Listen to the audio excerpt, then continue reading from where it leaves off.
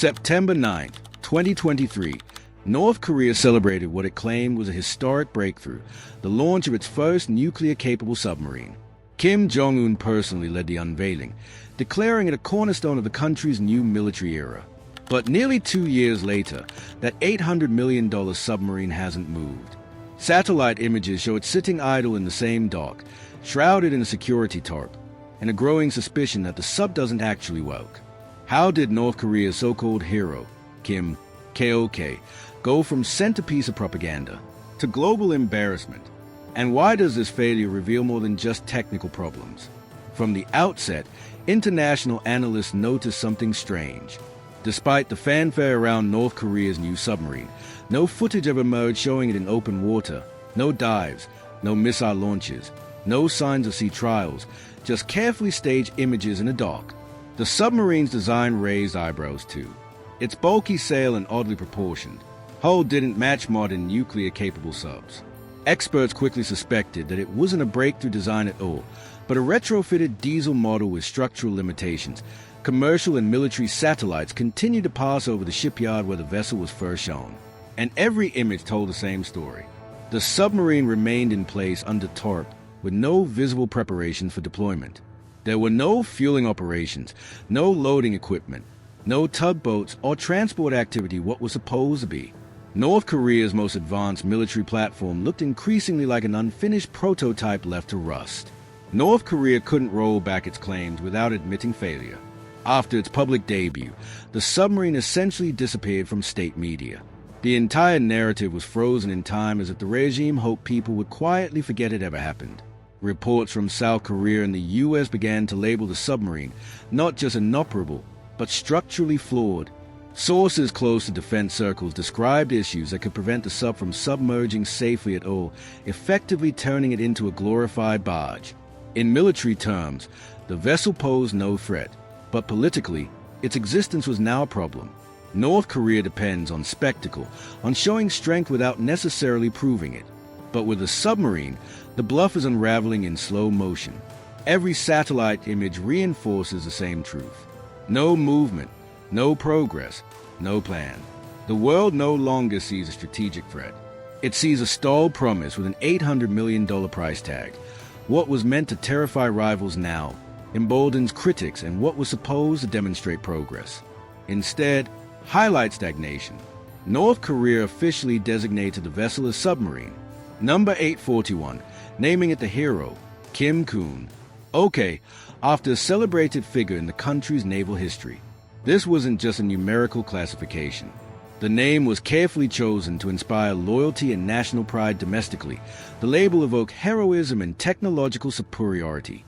The submarine was introduced as North Korea's first ballistic missile submarine. Based on a diesel-electric platform, a so-called SSB, shorter range, louder operation, and frequent surfacing for air for a platform meant to enhance second strike capability.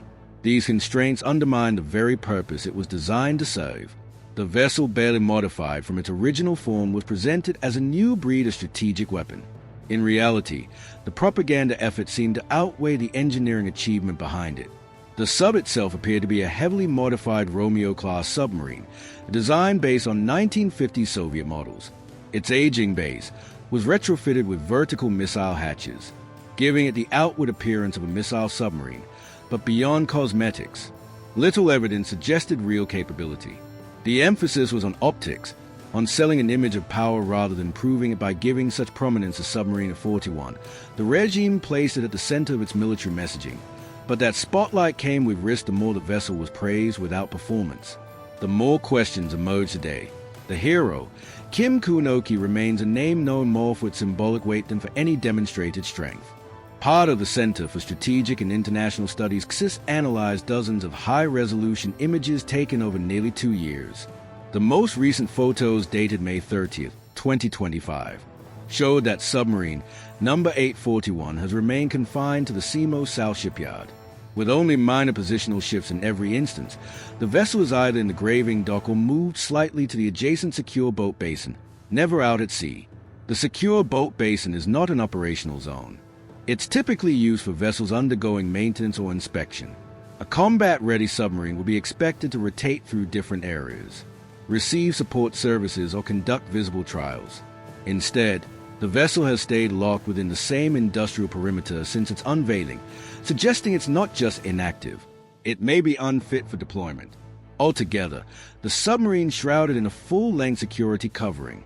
This kind of torp is typically used by North Korea to obscure retrofits or hide malfunctions during repair phases. While some argue this could indicate ongoing upgrades, analysts note a lack of accompanying support activity. No maintenance crews, no equipment staging, no supply trucks. The broader shipyard itself shows similar signs of stagnation in contrast to other military industrial sites in North Korea. That level of dormancy around a supposedly flagship asset raises uncomfortable questions. Some analysts now believe the submarine may suffer from serious propulsion or buoyancy problems that prevent it from submerging safely. Problems that North Korea might be unable to fix without foreign expertise. What should have been a launch pad for naval modernization is now more accurately described as a monument to overreach. The evidence isn't just in what the submarine does, it's in everything it hasn't done.